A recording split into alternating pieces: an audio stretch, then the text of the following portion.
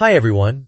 Welcome to Business English Podcast. I'm Tom. And I'm Mary. I really appreciate everyone tuning in today, and I just feel excited about our episode. Yes, it's wonderful to have new listeners and returning friends joining us right now. In this podcast, we'll explore real-world business topics while strengthening your English skills. Exactly. We'll have discussions, share examples, and offer tips you can use at work. Today, we'll walk you through our structure.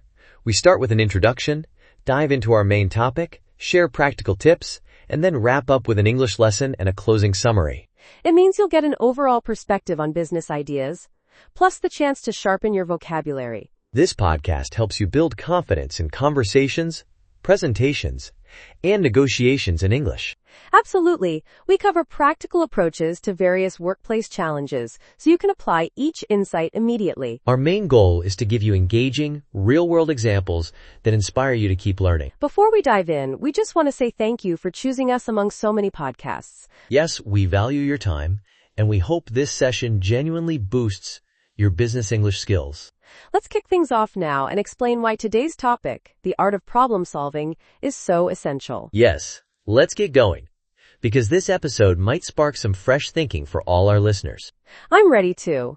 Let's jump right into the main segment and explore the power of problem solving. So, the art of problem solving is absolutely crucial in today's business environment. Right now, companies face increasing complexity, faster deadlines, and global competition, so effective problem solving can mean survival. I mean, if you look at tech giants or innovative startups, they excel because they tackle issues methodically. Exactly. And we've seen so many success stories where a structured approach led to breakthroughs. Let's talk about what problem solving really means. It's not just fixing a broken process, but spotting opportunities too. Absolutely. In a world where consumer needs shift rapidly, being proactive in solving issues can give a major advantage. Yes, let's consider a trend. Remote work. Teams are scattered, communication can get messy, and quick troubleshooting is vital. Well, I recall a global marketing firm that used online platforms to unify their dispersed teams, cutting mistakes by 30%. Exactly. That success emerged because they diagnosed communication gaps, then systematically tackled them with new tools. So problem solving often starts with clear definition. Identify the issue, set goals, and gather relevant data. Many people skip that part. They jump straight into solutions without fully grasping the problem. And that can waste resources. Think about product launches that fail because no one checked real user needs. Absolutely. Another step is brainstorming. Once you define the problem, generate multiple ideas and test their feasibility. I've seen finance teams run open brainstorming sessions where even junior employees suggest cost-saving methods. Yes, exactly. That inclusive approach can yield unexpected but brilliant ideas that leadership might overlook. Once ideas are on the table, the team narrows them down, picks the most promising option, and creates an action plan. You see, problem solving isn't just about creativity. It also involves data analysis, logical reasoning, and effective teamwork. Indeed, in recent years, data-driven decisions have become the norm. Companies like Amazon leverage massive data sets to refine solutions. And that's part of the trend. Using analytics and metrics to validate assumptions, reduce risks, and measure outcomes. Let me see, there's also the emotional aspect. Teams need to handle conflict, manage stress, and stay positive. Exactly. Leadership matters too. A great leader fosters an environment where people feel safe sharing ideas. Yes, plus empathy. Leaders who empathize can resolve team friction faster, preventing problems from escalating further. By the way, let's consider a notable example. Tesla overcame production hurdles by rapidly identifying bottlenecks and re-engineering processes. That's a classic case. They had to pivot quickly and keep pushing new solutions. Their iterative approach was key. So to summarize so far, define the problem clearly, brainstorm, evaluate options, plan, and execute systematically. Implementation is never perfect. You have to monitor progress, adapt as needed, and keep the feedback loop open. Well, that's how continuous improvement happens. Companies like Toyota use Kaizen to refine processes regularly. In fact, Kaizen encourages everyone, from factory floor to management, to suggest small, incremental changes. Yes, it's a mindset of always seeking better ways. which is essential to problem solving in any sector. I love how it fosters a shared responsibility for solutions. Everyone feels like they contribute. That's the kind of culture that drives innovation, keeps morale high, and solves issues efficiently. Let's also highlight problem-solving frameworks like the PDCA cycle: plan, do, check, act, which ensures a systematic approach. Yes, PDCA is fantastic. You plan your change, implement it, check results against expectations, then act on what you learn. And you repeat the cycle, which makes improvement ongoing, not just a one-time fix. Basically, that's how many world-class organizations maintain quality. They keep problem-solving alive every single day. There's also the 6 thinking hats method from Edward de Bono, which encourages multiple perspectives. It's a creative approach where each hat represents a different thinking style, like facts, emotions, or risks. That method can help teams explore problems broadly and avoid missing key angles. Well, sometimes the best approach is combining traditional structures like PDCA with more creative techniques so you get depth and breadth. Agreed. Another big trend is agile methodologies, popular in software development but also spreading to other fields. With Agile, teams work in sprints, regularly review progress, and adjust quickly if something isn't working. That approach embraces small, continuous changes rather than waiting for a giant overhaul, making problem-solving more dynamic. Yes, and it aligns with modern business demands. Markets shift quickly, so teams need flexible solutions. Now let's consider how problem-solving ties into leadership development. Good leaders train new managers in these skills. They often give real-case scenarios, let them propose solutions, and provide constructive feedback to refine those ideas. I've seen companies do leadership boot camps where participants solve simulated crises, honing both teamwork and problem-solving. Yes, that hands-on practice fosters resilience. Facing challenges in a controlled setting helps leaders stay calm under pressure. In real-world terms, it's the difference between panicking and methodically responding when a major issue arises. So, the art of problem solving covers not only tactics, but also mindset, culture, and continuous learning. Yes, and we can see it evolving as new technologies like AI and automation appear in the workplace. AI solutions can diagnose issues and even suggest fixes, but humans must still interpret and act wisely. There's a growing field called augmented intelligence, where machines enhance human decision-making rather than replace it. That's key. The best solutions often come from blending our creativity with data-driven insights, ensuring robust outcomes. Exactly. And that's what makes problem-solving an art. We combine structured steps, creativity, emotional intelligence, and technology. Let's take a moment to emphasize how crucial it is for career growth. Employers value people who tackle problems head-on. Yes, it can be a competitive advantage. If you're known as a problem solver, you open doors to promotions and leadership roles. Employers often talk about critical thinking. Problem solving is that and more. Analyzing, deciding, implementing, and evaluating. All right, let's give our listeners a final highlight. Problem solving is a habit. Cultivate curiosity, ask questions, and never stop learning. That's it. Stay open-minded, keep refining your methods, and approach each challenge as an opportunity to grow. Now let's move to practical tips, where we share ways you can sharpen problem-solving daily. First, build a habit of asking why 5 times. It's a simple technique to uncover root causes. You see, this helps you go beyond surface symptoms. Keep peeling layers until you find the true issue. Exactly. Second tip.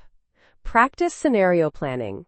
Imagine best case, worst case, and likely outcomes before jumping into action. This method helps you anticipate potential roadblocks, so you can prepare contingencies and stay flexible. Third, start a problem-solving journal. Jot down challenges, your approach, and outcomes. Reflect on what worked and why. It's like a personal knowledge base.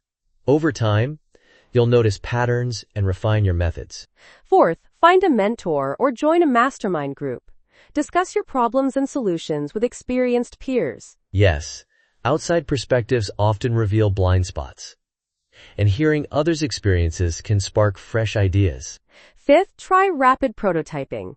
If your solution is new, create a small test and gather feedback quickly. This lets you see if your idea is viable without investing huge resources up front.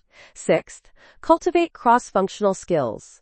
Learn a bit about finance, marketing, or tech to understand problems from multiple angles. Solutions often need collaboration across departments. Broader knowledge makes you more effective in teaming up. 7th, practice emotional regulation. Take a deep breath or short walk before tackling tough problems. Stress can cloud judgment. Calming down first helps you see the situation more objectively. 8th, try mind mapping. Visually map out the problem, causes, effects, and possible solutions. By organizing information visually, you might spot relationships or gaps you missed in text form. 9th, set deadlines. Define a time frame for each step so you don't let the process drag on. Time pressure can boost focus. Just ensure it's realistic and not causing unnecessary panic. 10th, celebrate small wins. Recognize each step forward so your team stays motivated throughout the process. Positive reinforcement encourages everyone to keep pushing for the final solution, rather than giving up early. Let's also consider technology. Explore tools like Trello, Asana, or Slack to track tasks and share updates efficiently. Exactly. These platforms centralize communication, making it easier to see progress, allocate resources, and collaborate. Automation can also help. Setting up automated alerts or dashboards keeps everyone informed about key metrics. That way, if something deviates from the plan, the team can react before it becomes a crisis. Another tip is building diverse teams. Bring people with different backgrounds so you have varied perspectives on the problem. Yes, diversity often sparks more creative solutions, because individuals approach problems uniquely. Consider also the importance of communication training. Learn to articulate problems clearly so your team understands the goals. I've seen issues get worse because teams misunderstood the situation or the objectives. Basically, clarity is vital. Write down the problem statement, define success criteria, and confirm everyone is on board. Yes, and keep the communication open. Encourage team members to voice concerns or alternative views. Finally, measure your success. Use key performance indicators to see if your solution delivered the expected value. And if not, adjust quickly. Don't be afraid to revisit earlier steps and refine your approach. That's the essence of continuous improvement. Keep learning from each outcome, whether success or failure. I'd also suggest reading case studies. Real examples can inspire practical strategies you can adapt. You can find these in industry magazines, online forums, or even LinkedIn posts. Yes, and look at how they frame the problem, gather data, and implement solutions. Try to replicate that process. Exactly. Learning from others accelerates your growth without needing to reinvent the wheel every time. Basically, that's the power of knowledge sharing. Networking events can also expose you to new problem-solving tactics. Yes, so remember, develop good habits, leverage tools, stay open to feedback, and celebrate progress. If you consistently apply these tips, you'll see improvements in how you approach challenges, both at work and beyond. Like problem-solving skills aren't confined to professional life. They help with personal decisions too. Exactly. Now that we've covered practical tips, let's transition to our English lesson segment. Sure, but before that, one bonus tip: always keep a sense of humor. It can diffuse tension during stressful moments. That's true. A light joke or a friendly smile sometimes eases the pressure and keeps teams engaged. All right, that should wrap up our practical tips nicely. Let's head to our English lesson now. Actually, let me add one last thought. Reward innovation, even if it doesn't lead to a perfect result. Yes, that encourages a culture of trying new approaches, which is the backbone of creative problem solving. Wonderful. Now we really are ready for the English lesson, focusing on vocabulary and phrases from today. Let's do it. We have plenty of great terms to review, so let's get started. Okay, this is our English lesson. Let's highlight 5 key words or idioms used earlier. I'll start with root cause. We said it when discussing how to dig deeper into problems. Root cause refers to the underlying reason a problem exists. For example, we must identify the root cause of declining sales. Yes, it's used in business or everyday life when you want to fix something at its source. Next, let's cover bottleneck, which we mentioned while talking about Tesla's production challenges. A bottleneck is a point where progress slows or stops. For instance, staff shortages became a bottleneck for completing projects on time. Exactly. Removing bottlenecks often speeds up the entire process, like clearing debris from a narrow pipe. Third, let's define Kaizen. It's a Japanese term meaning continuous improvement, and we explained Toyota uses it. In English, we often say, a company follows Kaizen principles to refine their daily operations. It emphasizes incremental changes. For example, our organization adopted Kaizen to ensure every employee seeks small daily improvements. Fourth phrase, brainstorming session. We used it to describe generating ideas in a group. Yes, a brainstorming session is when team members propose all kinds of ideas, no matter how wild, before filtering them. You might say, we held a brainstorming session to develop a new marketing campaign. Yes, it encourages creativity and involves writing down all suggestions first, then evaluating feasibility. And finally, let's clarify iterative approach, which we used for Tesla and Agile methods. An iterative approach means you make improvements in small steps, review each step, and then continue refining. For instance, we used an iterative approach to update our app, releasing new features every 2 weeks. Basically, you don't wait for one giant release. Instead, you keep adjusting based on user feedback. So, these 5 terms, root cause, bottleneck, Kaizen, brainstorming session, iterative approach, are crucial in business contexts. Remember to practice using them in sentences. Familiarity with such words can really boost your business English credibility. Yes, exactly. Now let's do our final wrap-up in the closing section. Hold on, let's give brief example sentences for each term, just to reinforce usage. Sure. For root cause, the management team spent hours identifying the root cause of quality complaints. For bottleneck, our shipping process was fast, but warehouse packaging was the bottleneck slowing deliveries. Kaizen. The company implemented Kaizen, prompting each department to suggest small, ongoing improvements. Brainstorming session. We held a brainstorming session to gather ideas for our rebranding project. Iterative approach. We took an iterative approach, releasing new software features every month and adjusting quickly. Great examples. Listeners, try creating your own sentences using these phrases to build familiarity. Practice writing or speaking them in a workplace context. The more you use them, the more natural they'll feel. I mean, that's the best way to internalize new vocabulary. Combine it with real-life scenarios. Exactly. And don't be shy about making mistakes. That's part of the learning process. All right, I think that covers our English lesson. Let's move on to our closing thoughts. Now we've reached the closing of today's episode, all about the art of problem solving. We covered the importance of a clear definition, brainstorming, data analysis, and continuous improvement. Yes, we also highlighted frameworks like PDCA, Kaizen, and Agile methods, along with leadership and culture aspects. In practical tips, we shared how to ask why 5 times, keep a journal, use scenario planning, and more. We hope you'll apply these methods to tackle business challenges and grow your English skills simultaneously. During the English lesson, we introduced key terms like root cause and iterative approach to enhance your vocabulary. Exactly. By understanding these words, you can communicate problem-solving strategies more effectively at work. To summarize, problem solving is a skill that grows with practice, reflection, and collaboration. When you approach issues methodically, you save time, reduce costs, and foster a more innovative environment. And of course, learning the right business English terms helps you articulate ideas and secure stakeholder buy-in. So, we trust this episode offered useful insights and encouraged you to keep honing your problem-solving mindset. We'd love to hear your experiences. Share how you've applied these tips or words in real situations. Feel free to reach out with questions or topic suggestions for future episodes. We value your input. Before we sign off, remember, consistent practice in both problem-solving and business English will open many doors. That's right. Whether you're leading a project or refining your language skills, persistence is key. So keep exploring, keep asking questions, and keep striving for improvement every single day. All right, folks. Thanks for listening to Business English Podcast. We're grateful you spent time with us.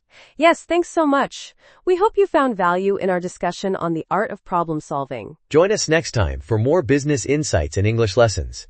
Until then, keep learning and stay motivated. Take care, everyone, and see you on our next episode of Business English Podcast.